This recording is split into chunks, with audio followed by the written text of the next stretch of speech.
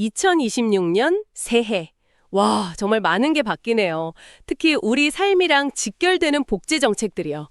그래서 오늘 그 보건복지부 발표 자료랑 또 보내주신 정책 변경점 정리표 있잖아요. 그거 보면서 이게 그냥 뭐 숫자의 나열이 아니라 진짜 우리 가족, 우리 이웃의 삶을 어떻게 바꿀 수 있을지 한번 깊게 파고들어 보려고 합니다. 네, 맞습니다.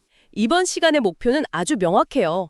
2026년에 구체적으로 무엇이 바뀌고 또 어떻게 달라지는지, 그리고 가장 중요한 거, 이 혜택을 받으려면 가만히 있어도 되는 건지 아니면 내가 직접 나서서 신청해야 하는지 이걸 확실하게 정리해보자는 거죠. 맞아요. 특히 시작하기 전에 이 점은 꼭 짚고 넘어가고 싶어요. 모든 복지제도의 기준선이 되는 기준 중위소득이 역대 최대로 올랐거든요. 아, 그게 중요하죠. 네, 이게 무슨 의미냐면 작년에 그 소득 기준 때문에 아슬아슬하게 혜택 못 받으셨던 분들 있잖아요. 그런 분들도 올해는 대상이 될 가능성이 아주 높아졌다는 뜻입니다. 와, 정말 중요한 정보네요. 네, 오늘 저희 대화 들으시면서 이거 내 이야기인데? 싶은 부분이 있는지 한번 잘 들어보시면 좋겠습니다. 좋습니다. 그럼 가장 많은 변화가 있는 어르신들을 위한 정책부터 시작해 볼까요? 자료에서 가장 먼저 눈에 띄는 게 통합돌봄제도 전국 시행인데 여기 85세 성환 어르신 사례가 정말 마음에 와닿더라고요. 아, 네. 겨울에 넘어지셔서 입원하셨다가 퇴원했는데 집으로 돌아오니 막막하셨던 그분 이야기요? 네, 맞아요. 돌봐줄 사람이 없어서요. 그런데 이 제도를 통해서 집으로 직접 요양보호사나 치리생사가 그렇죠. 지자체에서 화장실에 안전손잡이까지 설치해주면서 다시 일상을 찾으셨다는 이야기. 이게 바로 살던 곳에서 계속 건강하게, 즉 에이징 인 플레이스라는 개념의 핵심입니다. 아, 그러니까 예전에는 몸이 좀 불편해지면 의뢰 요양병원이나 시설을 먼저 떠올렸는데 네네. 이제는 그게 아니라 내가 살던 익숙한 집에서 최대한 버틸 수 있도록 국가가 의료랑 돌봄을 합쳐서 지원해준다는 거군요. 정확합니다.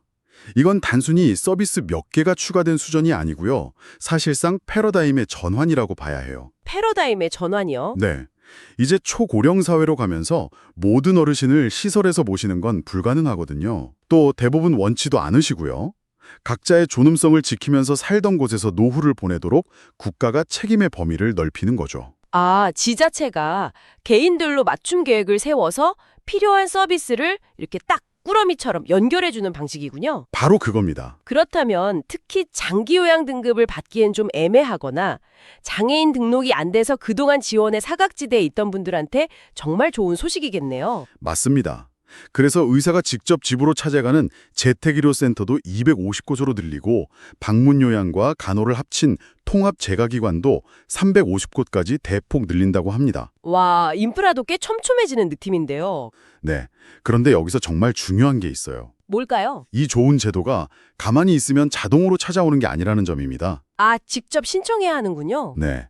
도움이 필요하다고 느끼는 시점에 병원에서 퇴원할 때 사회복지팀을 통하시거나 아니면 거주지 관할 행정복지센터, 그러니까 주민센터에 직접 가서 상담하고 신청해야만 서비스를 받을 수 있습니다. 알겠습니다. 통합돌봄은 직접 신청 꼭 기억해야겠네요.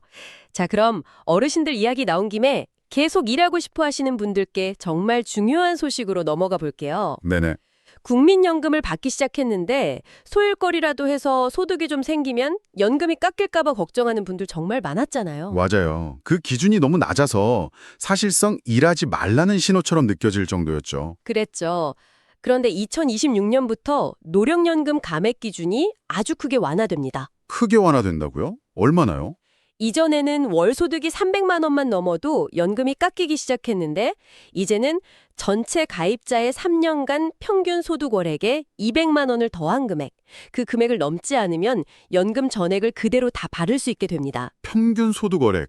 그게 좀 어렵긴 한데 자료에 나온 기준으로 계산해보면 대략 509만 원 정도 되네요. 네, 맞습니다. 그 금액은 2026년이 되면 또 오를 수 있고요. 와, 그러니까 어지간한 소득으로는 이제 연금이 깎일 걱정 없이 경제활동을 계속할 수 있다는 거군요. 바로 그겁니다. 정말 큰 변화죠. 그럼 이 기준 환화는 제가 따로 신경 쓸 필요 없이 자동으로 적용되는 건가요? 네, 그 점은 아직 편리합니다. 국민연금공단에서 소득 정보를 이미 다 파악하고 있기 때문에 기준이 바뀌면 자동으로 계산해서 지급합니다. 이건 별도로 신청하실 필요가 전혀 없어요. 다행이네요.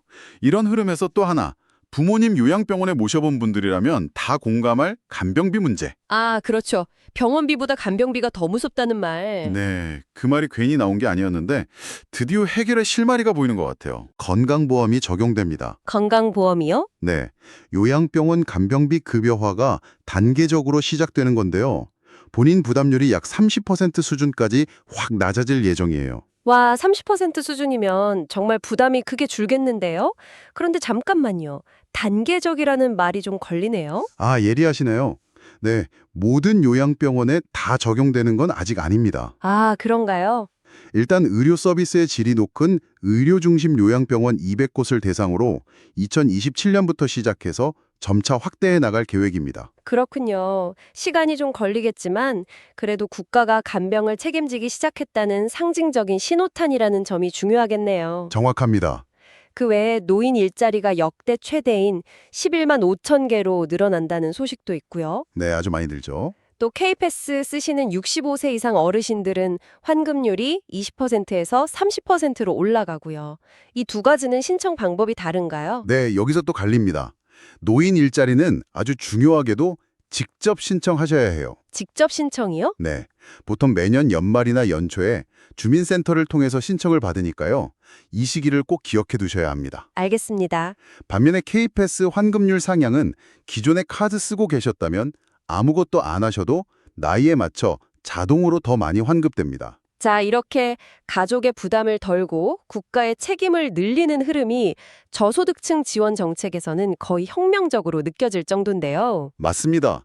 바로 의료급여 부양의무자 기준이 26년 만에 완전히 폐지된다는 소식 때문이죠. 와, 26년 만에요? 네, 이건 정말 역사적인 변화라고 할 수 있습니다. 사실 이 부양의 의무자 기준이라는 말이 참 어렵고 낯설어요. 이게 폐지된다는 게 우리 삶에 어떤 의미가 있는 건가요? 제가 조금 더 쉽게 설명해 볼게요. 지금까지는 내 형편이 아무리 어려워도요, 따로 사는 자녀에게 일정 수준 이상의 소득이나 재산이 있으면 국가가 자녀가 부모를 부양할 의무가 있으니 지원을 받으세요라면서 의료비 혜택을 안 줬어요. 아, 이게 바로 부양의무자 기준입니다. 그러니까 실제로 자녀가 부모님을 도울 형편이 안 되는데도 서류상 소득이 있다는 이유만으로 부모님이 의료 혜택을 못 받는 그런 안타까운 상황이 많았다는 거군요. 정확해요. 자녀에게 짐 되기 싫어서 아파도 참는 부모님들 이야기가 바로 여기서 나온 거죠. 와, 정말 많은 가정이 힘드셨겠네요. 그렇죠. 이제 그 기준이 완전히 사라지는 겁니다. 자녀의 소득이나 재산은 아예 보지도 않고요. 오직 도움이 필요한 부모님 본인의 소득과 재산면 보고 지원 여부를 결정하겠다는 거예요. 정말 수많은 가정을 올가매던 족쇄 하나가 풀리는 셈이네요. 그럼 이 혜택을 받으려면 어떻게 해야 하나요? 이건 역시 매우 중요합니다. 자동으로 전환되지 않아요. 이것도 직접 신청해야 하는군요. 네, 반드시. 이 기준 폐지로 인해 새롭게 대상이 되시는 분들은 거주지 주민센터에 가서 직접 신청을 다시 하셔야 합니다. 예전에 신청했다가 탈락했던 분들도 다시 해야 하는 거고요. 그러면 자녀분 때문에 안 됩니다 라는 말을 듣고 포기했던 분들도 꼭 다시 신청하셔야 합니다. 알겠습니다. 그리고 생계급여 자체도 4인 가구 기준으로 월 최대 208만 원까지 오르네요. 이것도 기준 중위 소득 인상 덕분인 거죠? 네, 기존에 생계급여를 받고 계셨던 분들은 신경 쓰실 필요 없이 인상된 금액이 자동으로 입금될 겁니다. 아, 기존 수급자는 자동이군요. 하지만 여기서도 중요한 건 소득 기준선 자체가 올라갔기 때문에 작년에는 대상이 아니었던 분들이 올해는 새로 대상이 될 수 있다는 점이에요. 이런 분들은 당연히 직접 신청을 하셔야 합니다. 결국 핵심은 작년에 안 됐다고 올해도 안 될 거라고 지레짐작하지 말라는 거네요? 바로 그겁니다. 자, 그럼 이제 시선을 미래 세대로 돌려보죠. 청년과 아이를 키우는 가정을 위한 지원책들도 눈에 띄는데요. 네, 청년들을 위해서는 청년 미래적금이라는 게 생겨서 3년 동안 꾸준히 저축하면 최대 2,200만 원의 목돈을 만들 수 있도록 지원하고요. 2,200만 원이요? 네, 그리고 구직 중인 청년들에게 지급되는 구직 촉진 수당도 월 50만 원에서 60만 원으로 오릅니다. 청년 월세 지원도 이제 상시 사업으로 바뀌어서 안정적으로 지원받을 수 있게 됐고요. 청년들에겐 정말 필요한 지원들인데 이런 정보에 어두운 친구들도 많거든요. 이런 것들도 다 알아서 챙겨줘야 하는 거죠? 그럼요.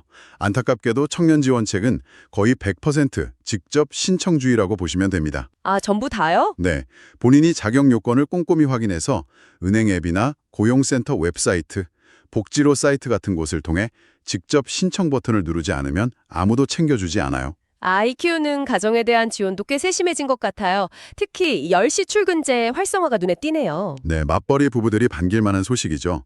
이건 정부가 기업들에게 시차 출퇴근제를 도입하도록 유도하는 건데요. 아, 회사가 도입하면 정부가 지원금을 주는 방식이군요. 맞습니다. 또 육아기 근로시간 단축 급여 상한액도 월 250만 원까지 오르면서 아빠들의 육아 참여를 유도하고 있고요. 그럼 개인이 직접 신청해야 하는 것도 있겠죠? 아동수당 지급 연령이 만 8세 미만에서 만 9세 미만으로 한 살 더 늘어나는 건 어떻게 되나요? 자동으로 계속 나옵니다. 이건 자동이군요. 다행이다. 하지만 앞서 말씀드린 육아기 근로시간 반축 급여는 고용보험 사이트를 통해 개인이 직접 신청해야 하고요. 아이돌봄 서비스 지원 대상도 크게 확대됐는데 이것도 아이사랑 포털을 통해 직접 신청해야만 이용할 수 있습니다. 정말 정책마다 신청 방법이 제각각이라 헷갈리기 쉽겠어요. 오늘 이렇게 정리하길 잘했다는 생각이 드네요. 네, 꼭 확인하셔야 합니다. 마지막으로 좀 흥미로운 내용이 있는데 바로 기술을 활용한 복지, AI 돌봄 서비스네요. 네, 이건 복지 패러다임이 어떻게 변하고 있는지를 보여주는 상징적인 사례 같아요. 어떤 식으로 운영되는 거죠? 혼자 사시는 어르신 댁에 설치된 센서가 평소와 다른 이상 신호를 감지하는 거예요. 예를 들어 갑자기 하루 종일 아무 활동이 없거나 전기나 수도 사용량이 뚝 끊기는 거죠. 아, 그럼 AI가 이걸 위기 신호로 판단해서 지자체 담당자에게 바로 알려주는 시스템입니다. 와. 그러니까 문제가 생긴 뒤에 신고를 받고 출동하는 게 아니라 문제가 생겼을지도 모르는 상황을 데이터가 먼저 포착해서 예방하는 거군요. 바로 그겁니다.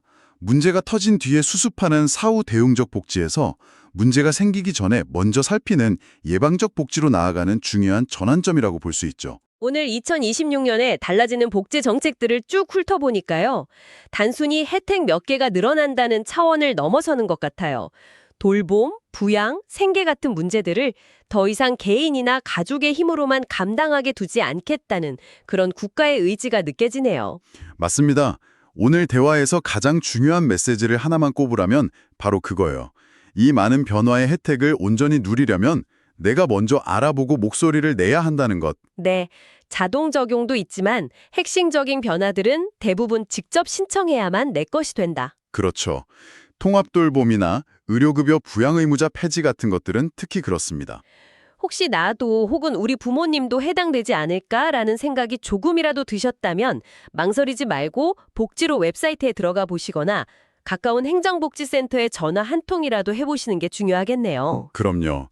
그리고 작년에 소득 기준 때문에 안 됐다고 해서 올해도 안 될 거라고 단정하시면 절대 안 됩니다. 아, 기준 자체가 바뀌었으니까요. 네, 기준 중위소득 자체가 크게 올라서 문턱이 눈에 띄게 낮아졌다는 점 꼭 기억해 주세요. 오늘 나눈 이야기들을 통해 당신의 2026년이 조금 더 든든하고 희망차게 시작되기를 바랍니다. 여기서 마지막으로 당신께 생각해볼 질문 하나를 던져드리고 싶어요.